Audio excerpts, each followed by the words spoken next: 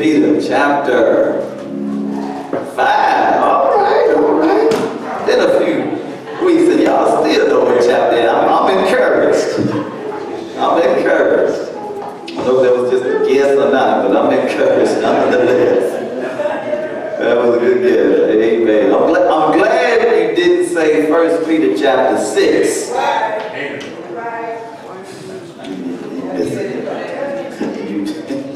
Okay. There's no 1 Peter chapter 6. That's what I'm saying. I'm just glad y'all didn't say that.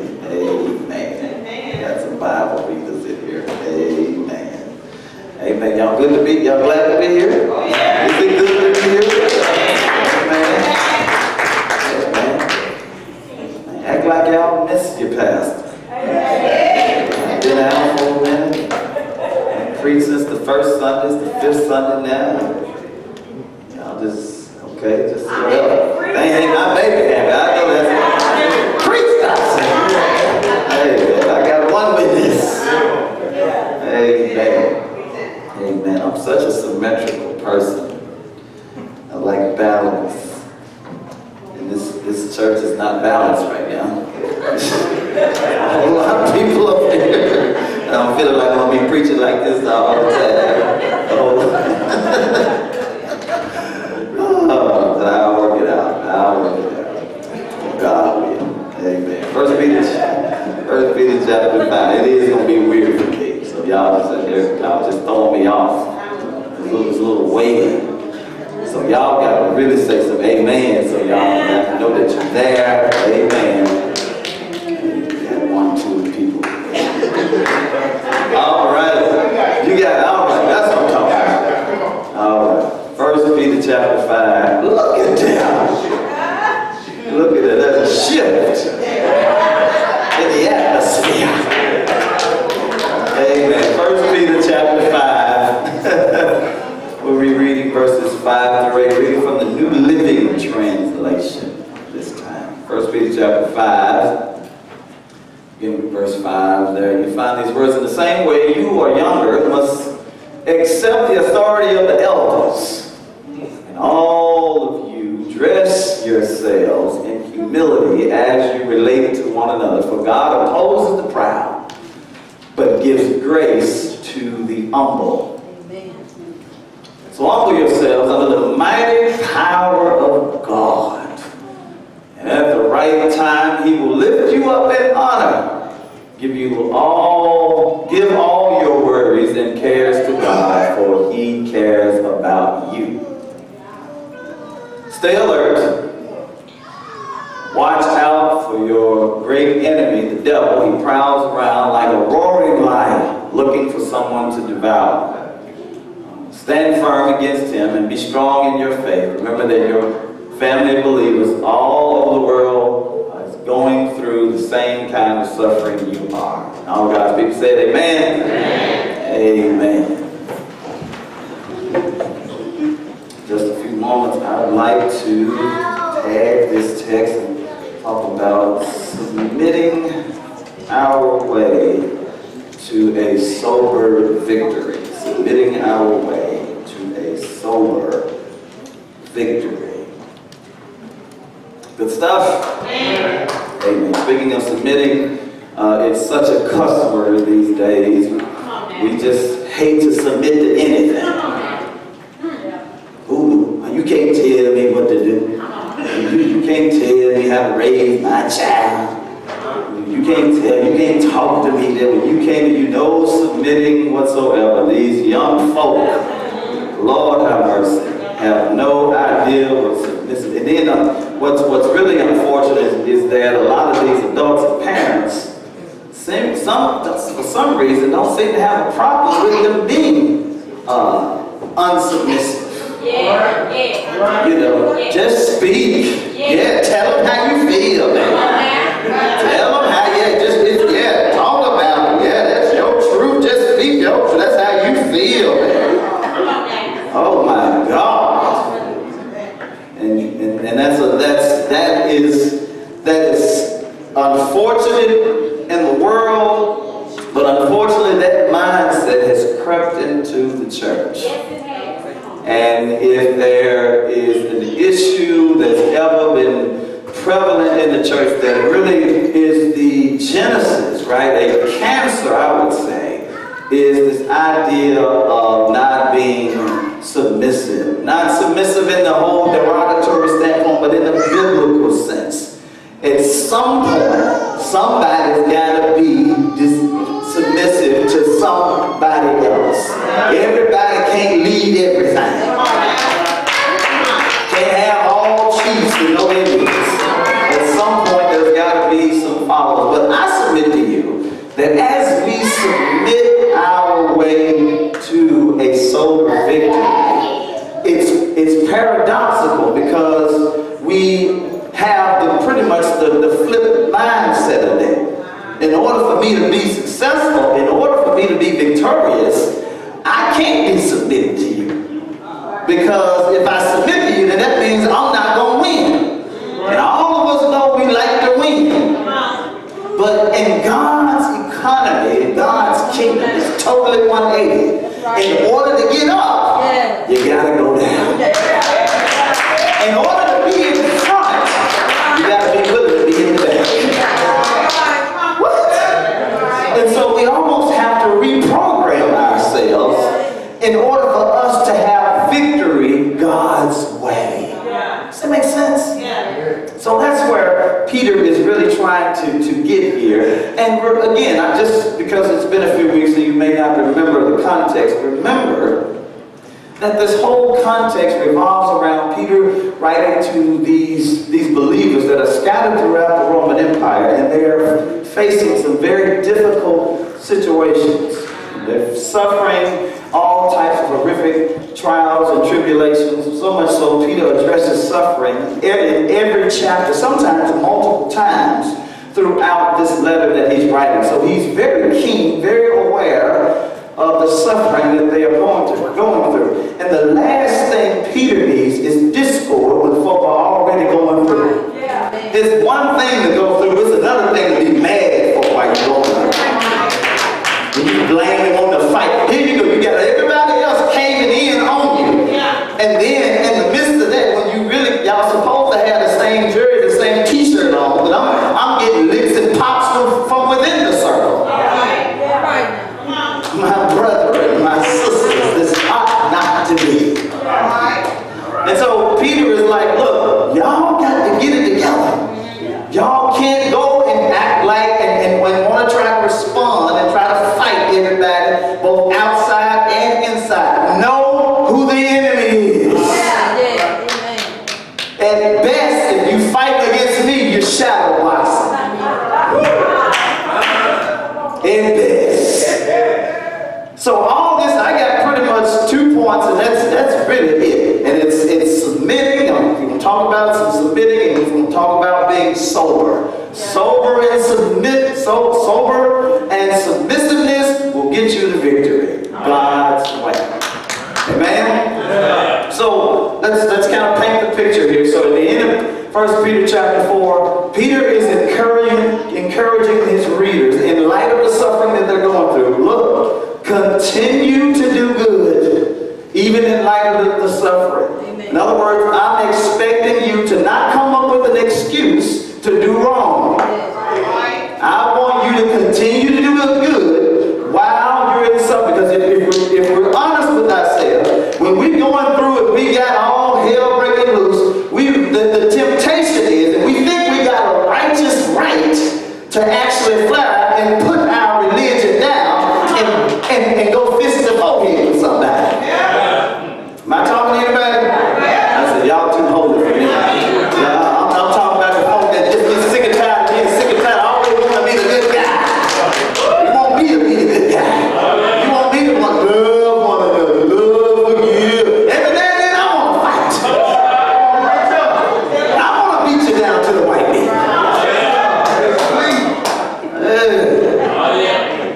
Peter says, hold what you got.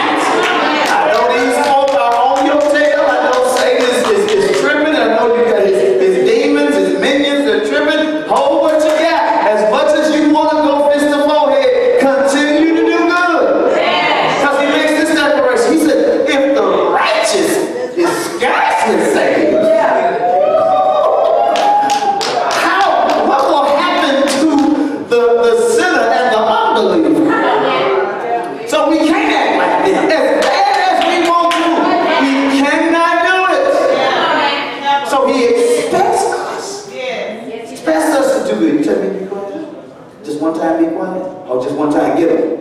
Oh, he just said, we get them one time. Just get it out, right? You'll feel better. No, man. No, man. Okay? Come on, Peter. And Peter's sister. We want to get them, but we can't get them. I know we want to get them. We want to get them tails. And Peter says, look, hold what you got. So he moves into chapter 5, and I believe he is just saving the best for last. Because Peter is like, okay, I'm encouraging these folk that need encouragement, but I got to encourage the encouragers. Yeah. Yes. Every now and then, the folk that's always helping, guess what? They need some help sometimes. Yes, sir. Yes, sir. And it's going to be sometimes what you really have to do, you pretty much have to just kind of wheel your way and make them hard-headed folks sit down and get some encouragement, get some rest. Am I making any sense? So Peter says, look, to you elders, look, I know what you're going to do. I'm a fellow elder. I know what you're going to do. Hey, look, at the end of the day, I know it's tough. I know it's hard to shepherd the flock of God. They sheep. They dumb. They stupid. I'm saying this is what sheep are. I'm not talking about his folk, his audience. I'm surely not talking about community of believers. Church members. Amen. But he says shepherd. He refers to them as sheep. Shepherd the flock. Right? Hold what you got. Love them. Don't do it business, honest gain, and all that stuff. So shepherd the flock. And then he moves into where our text is today. And he moves from the attention to the elders and goes to the younger folk, and then finally goes to everybody. But he does spend a little time talking to the young folk. He says, likewise. Which seems to kind of say, okay, look, I done addressed the elders. They're submitting to the chief shepherd. But now you, likewise, you younger folk, okay, you need to submit to your elders. Now again, like I said earlier, this is almost some cuss words to our society today because nobody wants to submit to nobody. Come on, man. But this should not be in the church. Let us be an example of how this thing should act and be in the world. Amen? Amen. So just as the elders had a responsibility to shepherd the flock and submit to the chief shepherd, so the younger people have a responsibility to respect and submit to the elders. Does that make sense? And so let's just kind of hone in on the elders and the leaders. In order to get respect, you need to make sure that you respect of all. Am I making any sense? In order for you to show some respect, now don't get me wrong, at the end of the day, young folk just in general, just in principle, I respect their elders, just flat out. Okay, flat out. Flat out. But in the church, as we push forward, especially as we do life together, and I see how you act, I see how you talk, it's hard for me to respect you. When you tell me to do one thing, but the sermon that I'm seeing doesn't quite line up with the sermon that I'm hearing you preach. Amen? So you got to show yourself respectable in order to do it. But when that is the case, when that's happening, young folk, it's good to respect your elders. Name one flat out, just basic reason, because at the end of the day, we done lived a lot of the life that you're about to live. We done made a lot of mistakes, and you should not have to learn everything from experience. When we tell you that red hot fire is hot, don't get your napperhead hand and just tell me, well, I don't believe it.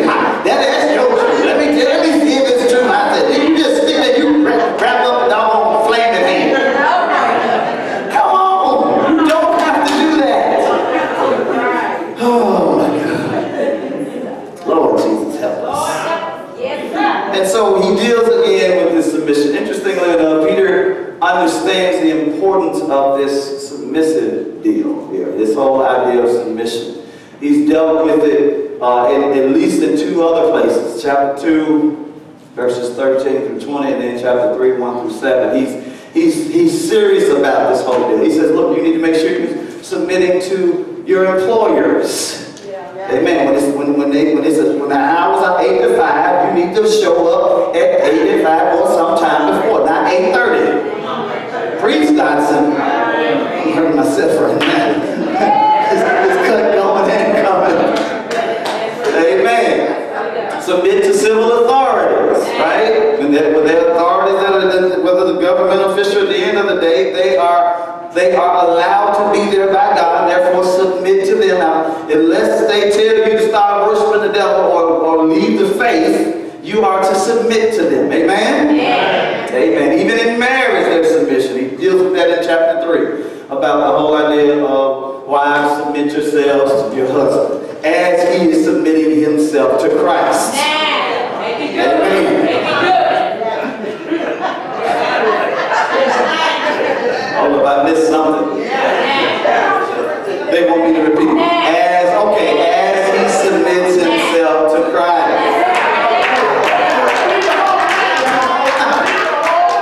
Why submit yourself?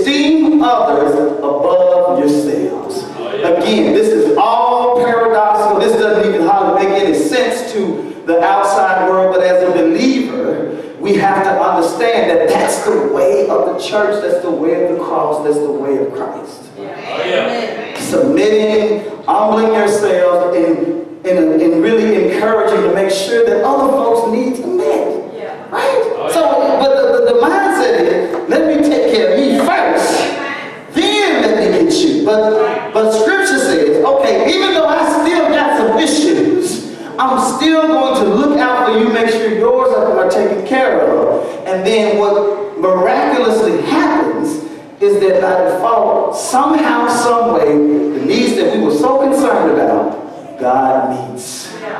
Does that make sense? Amen. I ain't expecting a whole lot of high fives on that, but I need you to understand the principle. If we're ever going to maximize our potential of being the body of Christ, furthering the kingdom of God, we got to get that part right. Yeah. Amen? Amen.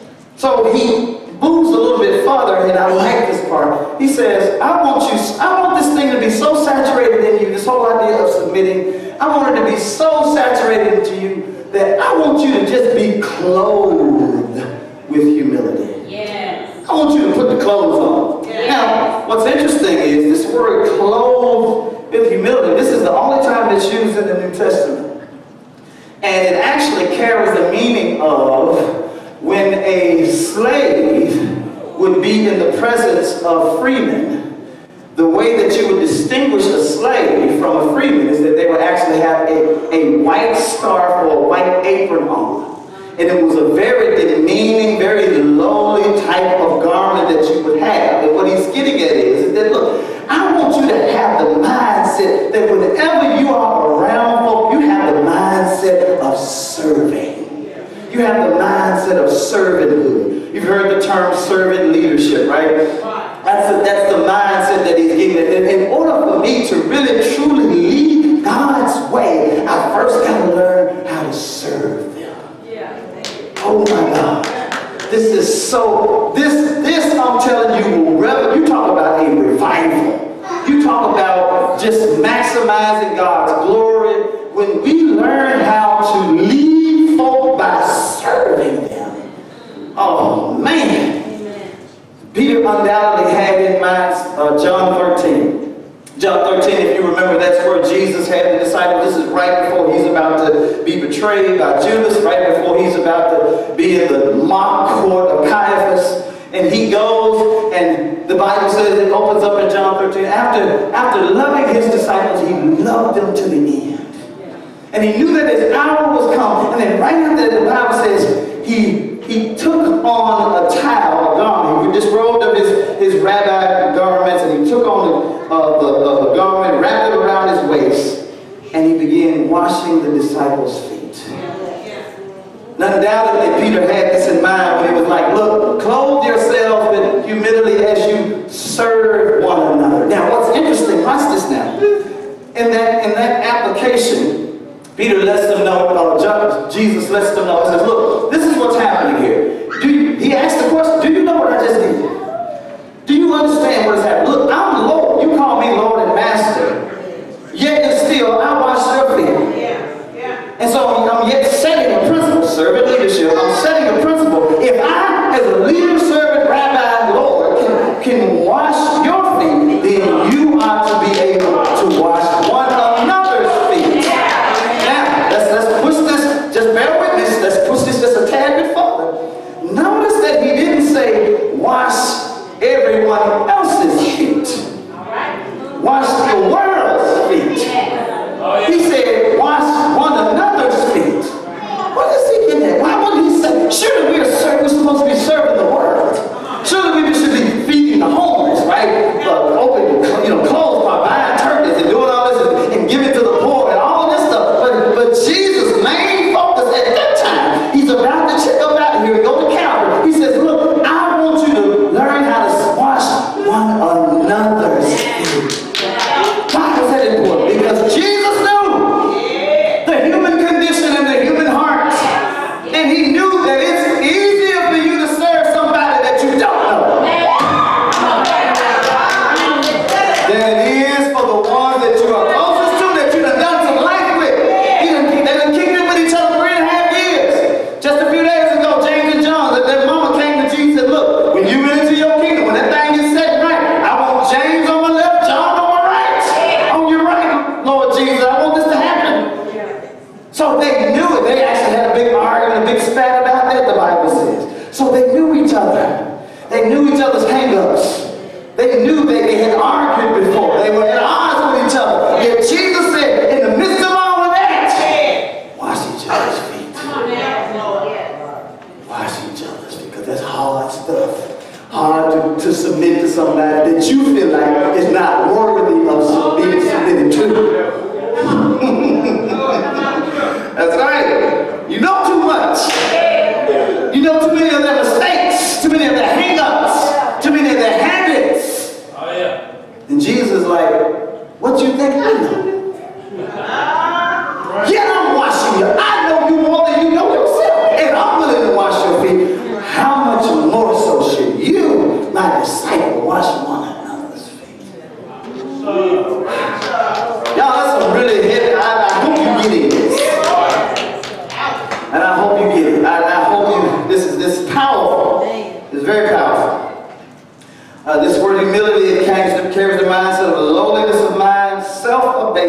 idea of I am so willing to just self-abnegate, give up all of my rights to what I think I deserve in order to give you what you need.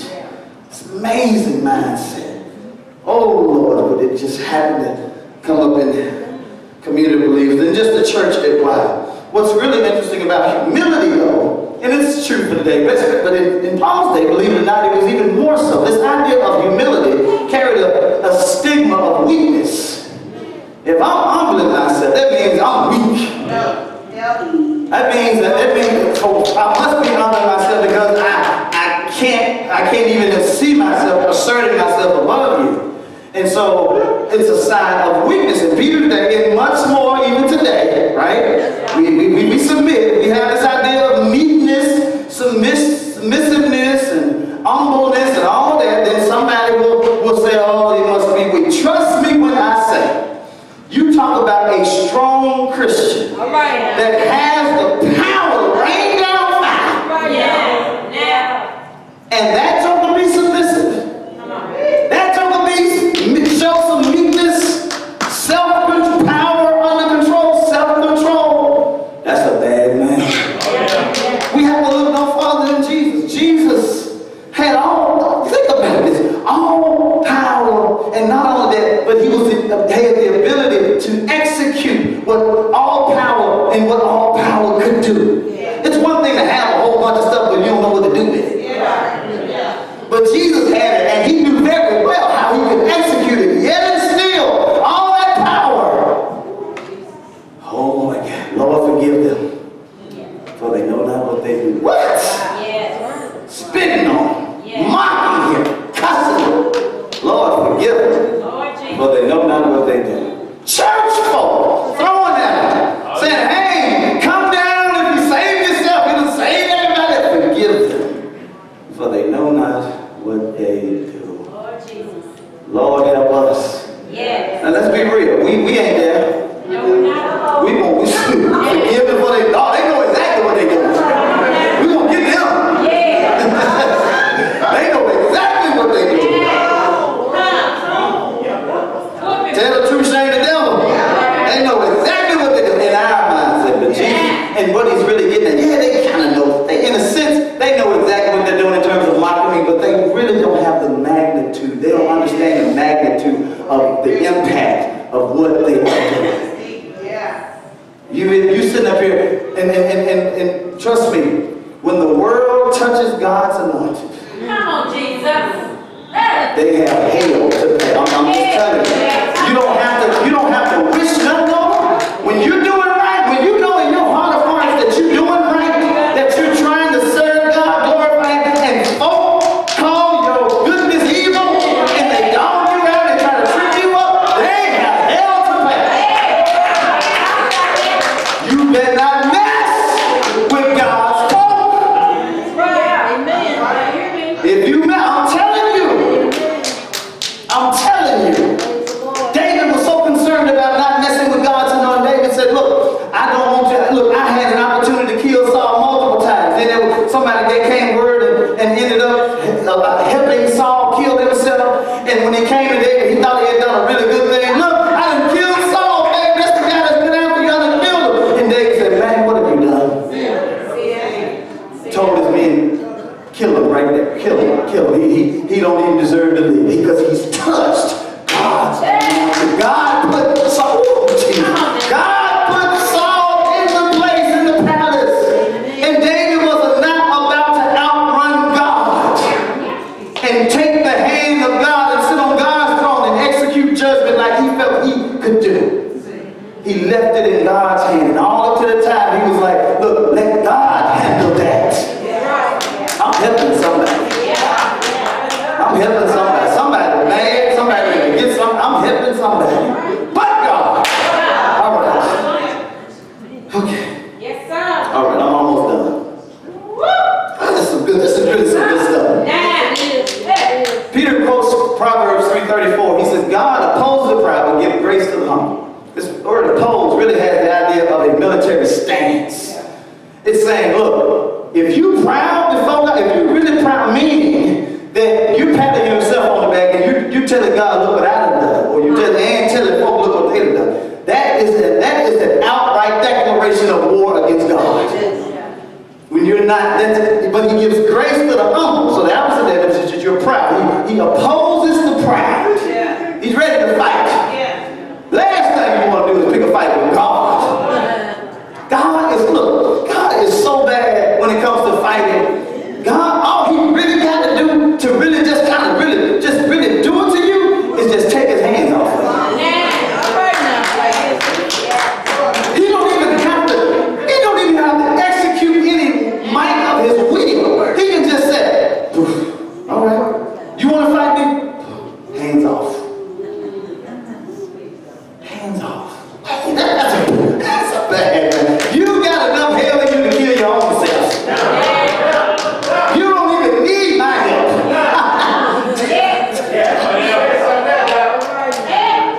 Romans, when he judged those that were holding the truth in unrighteousness in Romans chapter 1, what he would do is, when he said this, he says, because they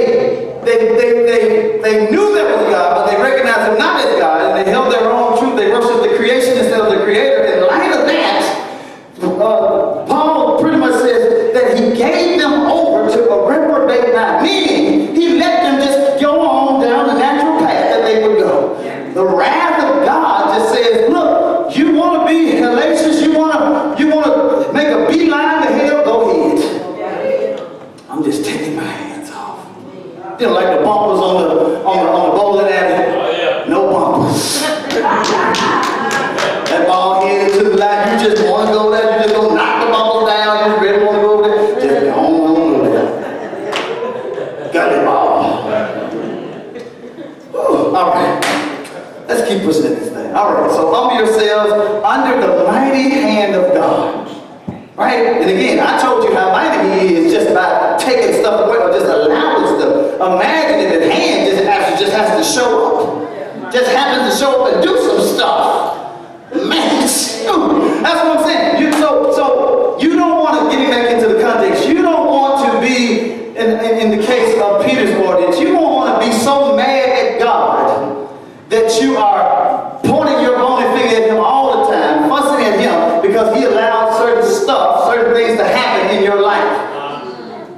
So the best way for you to migrate through this trial, this tribulation, is not to fight against him. That's right. But to humble yourselves before him. Amen. You got to humble, you got to bow your knee. You might not understand it, it hurts. But the last thing you want to do is blame God and get mad at him and stay mad at him. Amen. Because woe is me, because you done been through all this hell, and ain't nobody been in it but you. You the only one. You the only one that got these bills. You the only one that's got a sorry family, dysfunctional family, baby mama drunk. You the only one that's got these issues. And God is like, look, you need to sit down somewhere. Humble yourselves before the mighty hand of God. It speaks of his sovereignty. Right? God has everything under his power. He can will anything to happen if he so chooses. He can allow anything to happen if he so chooses. Right? He exercises sovereignty over the nations. Right? He told Daniel, hundreds of years before it happened, he told them about 4 world empires that were going to take place. Now you listen to Babylon, Persia, the Greeks and the Roman Empire, all 4, he told them, he prophesied, this is what's going to happen. If our God is that bad, that he can foretell world empire. I ain't talking about running and leading a city. I'm talking about the world. And he can tell you hundreds of years in advance that this is about to happen. You best bow yourself down and humble yourself before the mighty hand of God. He was so bad, he was about the Persian Empire. He told Isaiah, look, I'm not going to only just tell you what's going to happen. I'm going to tell you the dude that's hundreds of years before he's even born. I'm going to call him by name. Cyrus, king of Persia. He's going to be my anointed one. He's going to execute what I want him to execute. He ain't even born yet. What? I wish I had. So cool. This is so cool. All right, let me be an out here. Y'all trying to go to sleep on me. No. That he may exalt you in due time. Yeah. I heard the preacher said there's 5 seasons.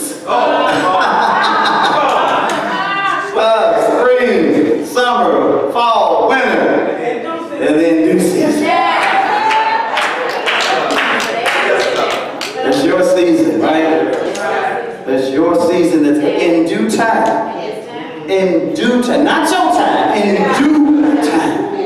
God has a way, when he does it though, and this is what's so awesome about God, is that if left up to us, we would fast forward the thing, make it happen, and we mess everything up.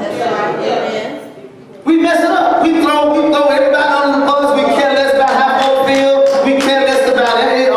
We got ours, and then we want to try to rumshot it all in there, and then after we done took matters in our own hands, we want to thank God for that, after we done done it all. And God is like, in due time, if you just hold what you got, I will engineer life events. I will move on folks' heart that you never could have gotten to. And I will make it so that when I do it, nobody can miss it. Not even you. That's the God that we serve. I'm telling you. Not what I read. I'm telling you because I know he can do it. He can exalt you. But you gotta hold what you got. Let him work. I'm telling you, he's working it out. He's working it out. He's moving in the background. God ain't one that show up in lights. God is a God of the darkness. He's a God that does his best work in the dark. Oh, God, this is good. So in that case, verse 7, cast all your cares upon him, for he cares for you. So casting all your cares, so we say that, right? We said that a lot, right? We understand that verse, we quoted many times before. Casting all your cares, for he cares for you. But notice the context. It's in the midst of you humbling yourselves under the mighty hand of God and letting him work it out. So as I am humbling listen to this. As I am humbling ourselves, as we're humbling ourselves and letting him work it out, by doing that, we are literally casting all our care on him. And that care encompasses a whole lot of stuff. All the pain, all the frustration, all the doubt, all the despair, all the anger that you feel inside because things aren't going the way you want them to. But if you humble yourself, put yourself under the mighty hand of God and humble yourself, by doing so, you are casting your cares. All the issues of life, all the frustrations, you're laying it at his feet. But I like the word cast. The cast, it carries a meaning not of just laying something down, but it has, the word actually has an energetic meaning and connotation to it. So in other words, when I'm done with that thing, when I'm really casting, when you really come to your end of yourself, and you sick and tired of being sick and tired, you ain't got time to just be lacing stuff down. You falling, God, take it. Dang it, God, no. Dang it. Get it out of my face. I don't want it. That's how we do it. And believe it or not, that's how he wants it. He wants you to get so fed up with it that you just give it all to him. Quit trying to figure it out. Quit trying to go through the mental gymnastics, the mind games. Quit trying to see the horoscopes and all of this mess, Cleo them and Uncle them, whoever them. He says, look, give it to me. Cast all your cares. Because he cares for you. Okay. Lord, this is good. Verse 8, be sober, be vigilant. I'm done. This is verse 8. I'm going to stop at verse 8. Because your adversary, the devil, walks about like a roaring lion, seeking whom he may devour. Come on. So, going back, remember we talked about submitting our way to a sober victory. Right? That the way we're going to get this victory, we're going to submit. Right? We're going to submit to God, we're going to submit to the elders, we're going to submit to each other, casting all our cares, we're going to humble ourselves, all of that good stuff. But in conjunction with the submission is a soberness. meaning being alert. This word sober talks about balancing life's important issues. Understanding what takes priority in your life, being sober. I know when we hear the word sober these days, right, we got the mindset of sobering up. Kind of like when we used to be driving home from the parties in the daylight, and it's 4, 5 o'clock in the morning, and the sun is coming up. I know your pastor really was out there. God is so good. God is awesome. But your pastor used to be, he'd be there not to just when the lights come on in the club around about 3 o'clock. He'd go to Crystal's then and he'd do his thing, you know, and then he'd be on his way home when the sun is coming up. Jesus Christ, Lord. Hallelujah! But every now and then we would be driving and we'd see some blue lights. And all of a sudden, all of that buzz we thought we had.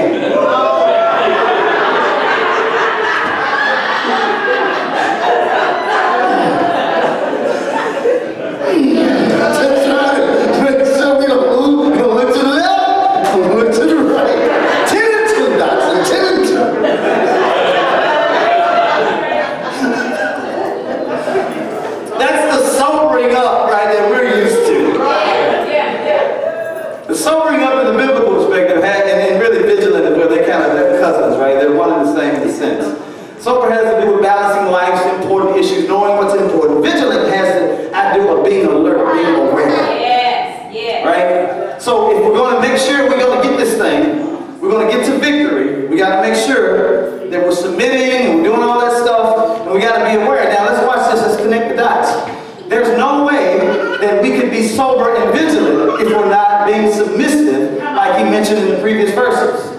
We should play it out. Because if I'm not being submissive, that means there's discord. That means there's not unity. There's fighting, infighting. Ain't no way I'm alert, sober, or anything because I'm shadow boxing over here. And as I'm shadow boxing over here, the world and Satan are wreaking havoc in our lives. Matter of fact, he talks about Satan, the adversary, coming to seek and be devour. We'll talk about that in a minute. But if we are so busy fighting, we're not aware of life's important issues. We're not aware or vigilant about what's next. Because we're too busy not being submissive. I saw this video about this lion. He was coming up on 2 antelope. And the antelope were just duking it out. Just doing. And he was just walking, just clapping. And text says walking. Seeking about walking around like a roaring lion, seeking whom he may devour. And he was just, he wasn't even seeking. He wasn't even just trying to be silent. He was just, man, what's up? That go dinner right there. Oh my God, they're just sitting there going, let me do this. I'm just walking, he's just walking up here just like this. Oh my God, man. And the next thing you know, he got one, got away. But he tore into the other. All because them jokers fighting. And they're not. They cannot be sober, they cannot be vigilant, they cannot be alert because they fight each other. Terrible. So, God, this is gonna be done. I gotta be done. Alright. I gotta be done. Where my phone at? Where my phone at? I want to read something. So, lions are master hunters, right? We understand that they're subtle, they're vicious, they're calculating.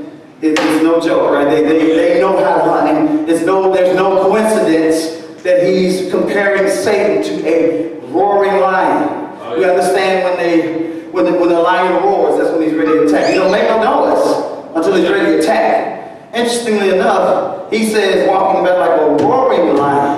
So it's almost as if what he's saying is that Satan is always ready to attack.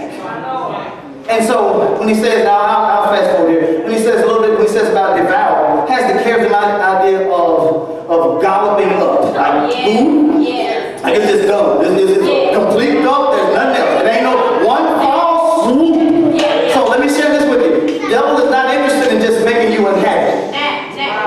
He's not interested in just making you uncomfortable. He's coming to seek to kill, to steal, and destroy. All three, not either or. He's not just trying to itch at you. Right? He is out for the kill, period. Now he is a defeated foe.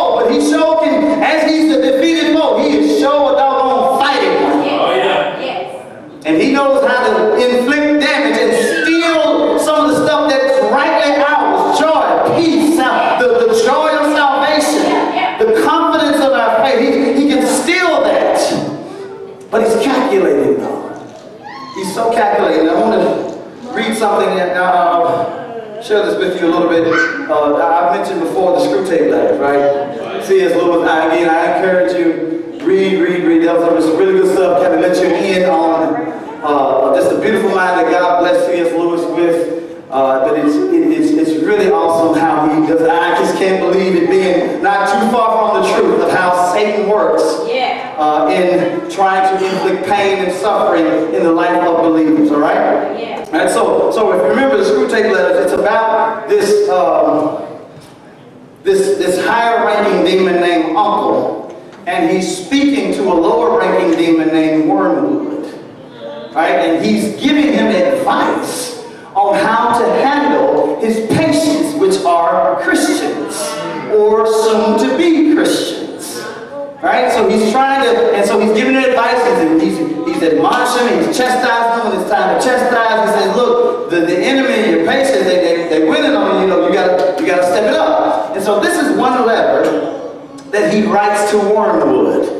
And this talks about this whole lion mindset that Satan has, calculating soul and all that. But listen to this. He says, my dear Wormwood, I know with grave displeasure that your patient has become a Christian.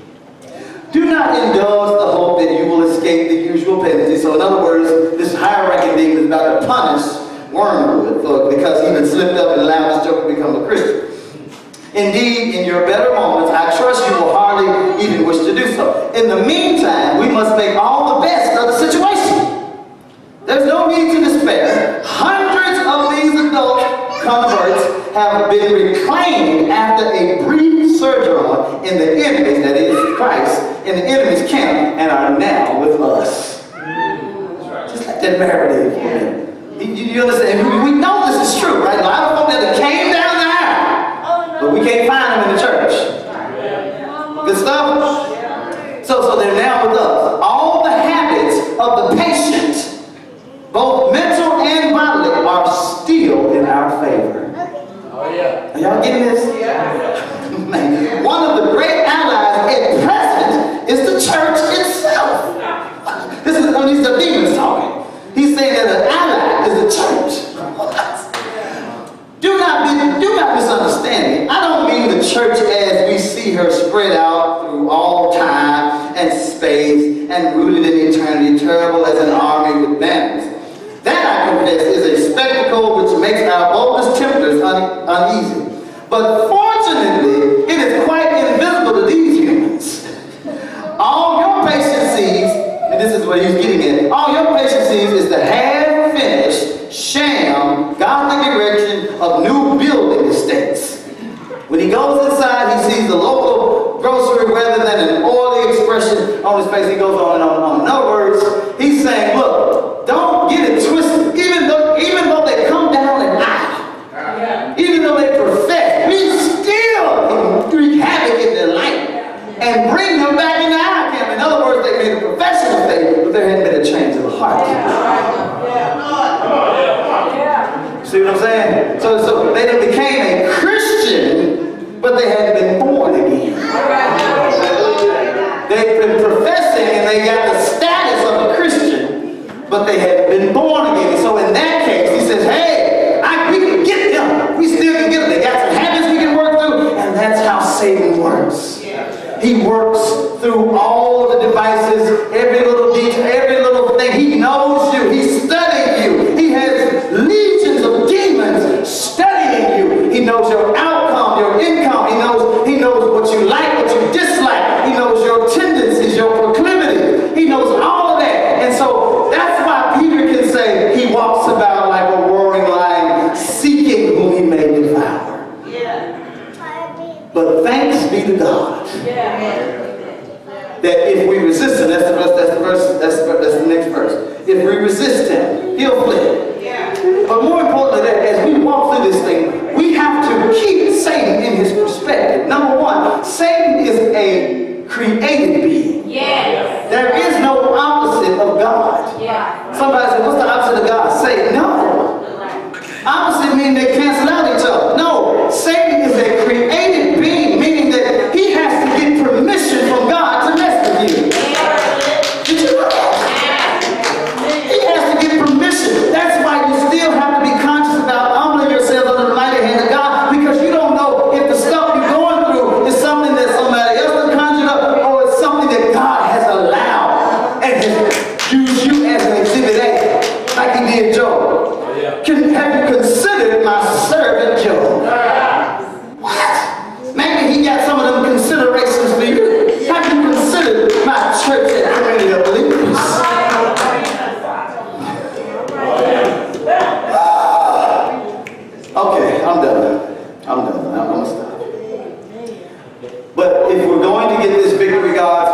got to do it from a submissive standpoint. We got to do it from a sober standpoint. Yes. Right? We've got to be submissive in a sense, not as elders are submitting to the chief shepherd.